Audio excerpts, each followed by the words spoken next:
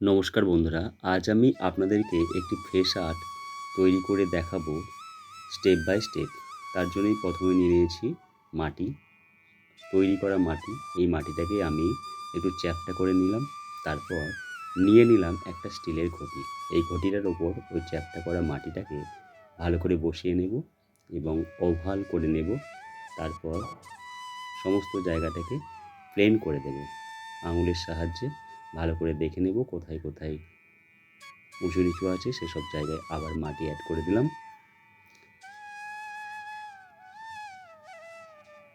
এরপর দেখুন, এই যে বুড়ো আঙুলের সাহায্যে চাপ দিয়ে দিয়ে আমি চোখের যে জায়গাগুলো সেগুলো করে নিলাম। এবার এই যে নাকের জন্য এক্সট্রা করে মাটি অ্যাড করছি।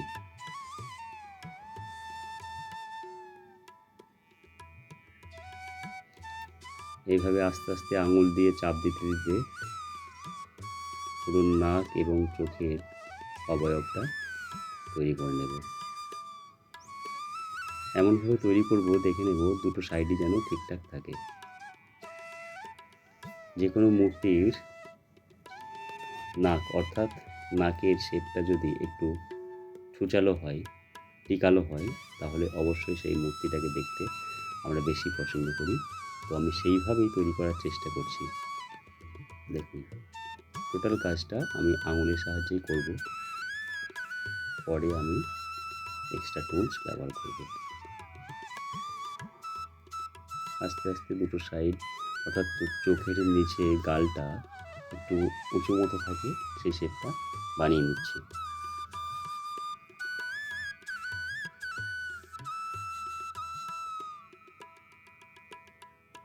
নিখুঁতভাবে একটি মূর্তি তৈরি করতে হলে অবশ্যই যত্ন সহকারে এবং খুব ধৈর্য সহকারে করতে হয়।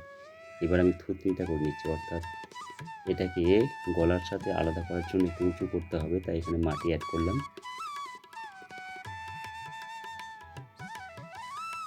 ধীরে ধীরে এইভাবে মাটি অ্যাড করে মুখমণ্ডলের শেপটা ঠিকঠাক আনার চেষ্টা করছি।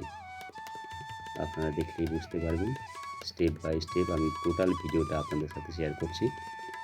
যদি আপনারাও তৈরি করতে চান, তাহলে আমার এই ভিডিওটা দেখে অবশ্যই চেষ্টা করে ঠিক এরকম একটি মূর্তি আপনারা তৈরি করতে পারবেন। মাটি এমনই একটা জিনিস যেটাকে আঙুলের স্পর্শে আপনি যে কোনো ধরনের জিনিস তৈরি করতে পারেন। এবার আমি ঠোঁটের আকৃতিটা আনার জন্য মাটি অ্যাড করছি এবং আঙুলের সাহায্যে দেখুন কীভাবে এটাকে ঠোঁটের শেপটা দিলাম। এবার আমি নিয়ে নিলাম একটা টুলস, অর্থাৎ এটা হলো একটা বাঁশ গাছের বাঁশের রিল বলতে পারেন, যেটা হচ্ছে বাঁশের ছাল। সেটাকে ভীষণ পাতলা করে নিতে হবে, তাহলে এটা যত পাতলা হবে তত এই সমস্ত চোখ ঠোঁট তৈরি করতে খুব বেশি কার্যকরী হয়ে উঠবে। দেখুন, আঙুলের সাহায্যে আমি এবার এটাকে নিচের অংশটাকে, অর্থাৎ আমাদের চোখের নিচের যে রকম ধরনের একটা শেপ থাকে, সেটাকে পুরো চোখ এবং গাল যাতে বোঝা যায় যেটা চোখ এবং এটা গাল, সেরকমভাবে আঙুল দিয়ে টিপে টিপে আমি চোখটাকে আলাদা করে দিলাম এবং গালটাকেও এক্সট্রা করে মাটি দিয়ে ঠিক একদম গালের শেপে আনার চেষ্টা করলাম।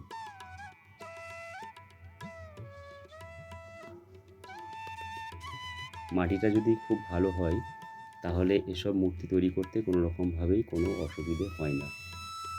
আর মাটির মধ্যে যদি নুড়ি কাপড় পাথর এসব থাকে, সেক্ষেত্রে ঠিকঠাক যে কোনো জিনিস তৈরি করতে ভীষণভাবে অসুবিধা হয়।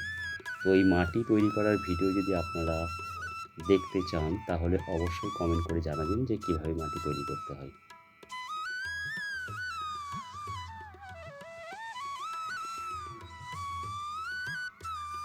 জল দিয়ে আস্তে আস্তে আমি টোটাল শেপটা আনার পর বুড়ো আঙুলের সাহায্যে চাপ দিয়ে দিয়ে পেন করে নিচ্ছি। অবশ্যই আমি এটা এঁটেল মাটি দিয়ে করছি।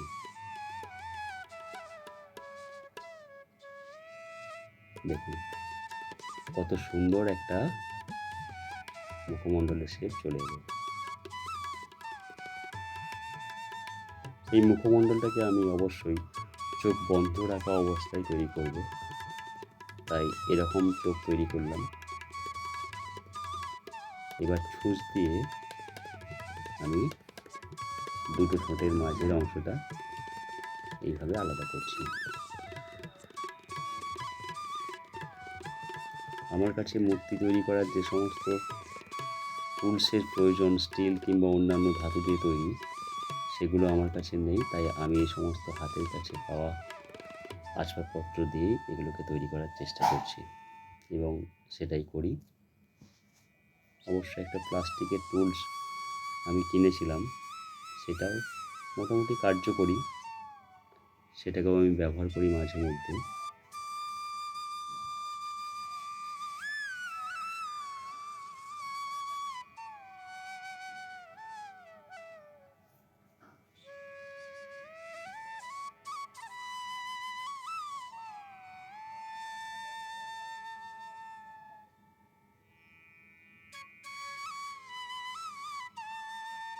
এই যে আমি প্লাস্টিকের টুলসটা ব্যবহার করছি, মোটামুটি কার্যকরী, এটা দিয়েও কাজ হয়ে যায়।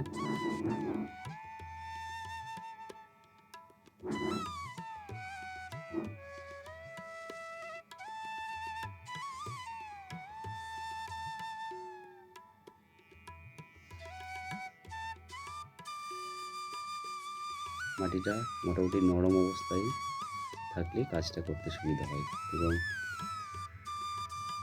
নরম থাকলে আপনি যে কোনো রকমভাবে সমস্যার সমাধান করে নিতে পারবেন। মোটামুটি আমার মুখমণ্ডলের সামনের পোর্শনটা তৈরি হয়ে গেছে। কত সুন্দর একটা শেপ আনলাম, আপনারা দেখলেই বুঝতে পারবেন। এবার আমি এটাকে ঘটিটার থেকে আলাদা করে নিলাম।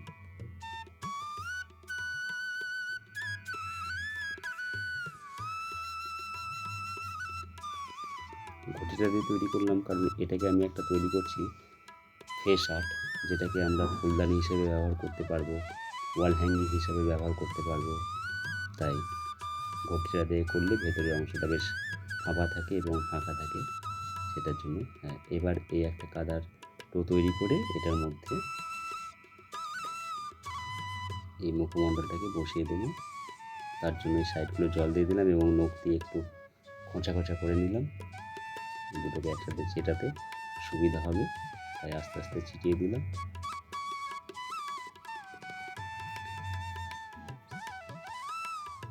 চোখ বন্ধ অবস্থায় এটাকে আমি একটা মা দুর্গার মুখমণ্ডলের আকৃতি দেওয়ার চেষ্টা করছি। জানি না সেটা কেমন হবে এবং সেটা আপনারাই অবশ্যই কমেন্ট করে বলবেন যে আদৌ এটা মা দুর্গার মূর্তির মতো হলো কি না। এবার আমি এটাকে মুখমণ্ডলের সাইডে পুরো দিয়ে দেবো, তাতে দুটো অংশ যে চেটালাম সেটার চিটটাও ভালো থাকবে এবং সেই যে একটা বর্ডার সেটাকেও বোঝা যাবে না, সেই যে বর্ডার, এই বর্ডারটাকেও দেখা যাবে না। আর এটা অবশ্যই কাপড়ের মতো লাগবে, কাপড়ের পাড় যেভাবে মায়েরা ঘোমটা নেয় সেরকমভাবে আমি এটাকে একটা লুকস দেওয়ার চেষ্টা করছি। মাটি দিয়ে পুরো গহনা পরিয়ে দিলাম, দুটো কানের দুটো সাইডে এইভাবে গোল করে বসিয়ে দিলাম। চোখ এবং টিকলি, অর্থাৎ তৃতীয় নেত্র এবং টিকলি আমি এটাও করে দিয়েছি।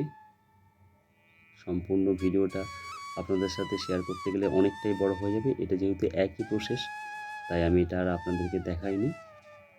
আমার ফেস কমপ্লিট, এবার আমি এটাকে রং করছি। রং করার জন্য আমি যা যা ব্যবহার করেছি সেগুলো মোটামুটি আপনারা দেখলেই বুঝতে পারবেন।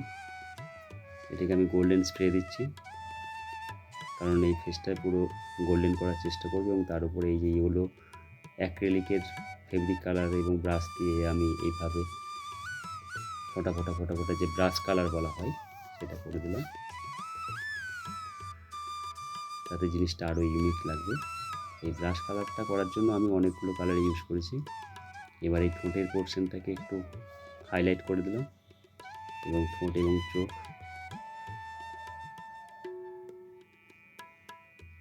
যাতে এটা ঠিকঠাক প্রমিনেন্টভাবে বোঝা যায়।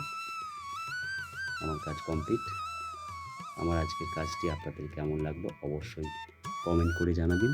যদি ভালো লেগে থাকে তাহলে অবশ্যই লাইক করবেন এবং বন্ধুদের সাথে শেয়ার করে দেবেন। আর আমার চ্যানেলের সমস্ত ভিডিও যদি আপনাদের ভালো লেগে থাকে তাহলে অবশ্যই আমার ছোট্ট চ্যানেলটিকে সাবস্ক্রাইব করে দিয়ে আমার পাশে থাকার চেষ্টা করবেন। যারা ইতিমধ্যে আমার ছোট্ট চ্যানেলটিকে সাবস্ক্রাইব করেছেন তাদের সকলকে আমার অসংখ্য ধন্যবাদ। যারা আমার ভিডিও দেখছেন তাদের সকলকে আমার অসংখ্য ধন্যবাদ।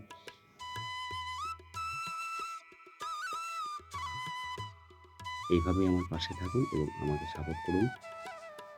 সকলে খুব ভালো থাকুন, সুস্থ থাকুন, আনন্দে থাকুন, এই শুভকামনা নিয়ে আজকের মতো এইটুকুই। ভিডিওটি কেমন লাগলো অবশ্যই কমেন্ট করে জানাবেন। খুব ভালো থাকবেন। ভিডিওটি দেখার জন্য অসংখ্য ধন্যবাদ।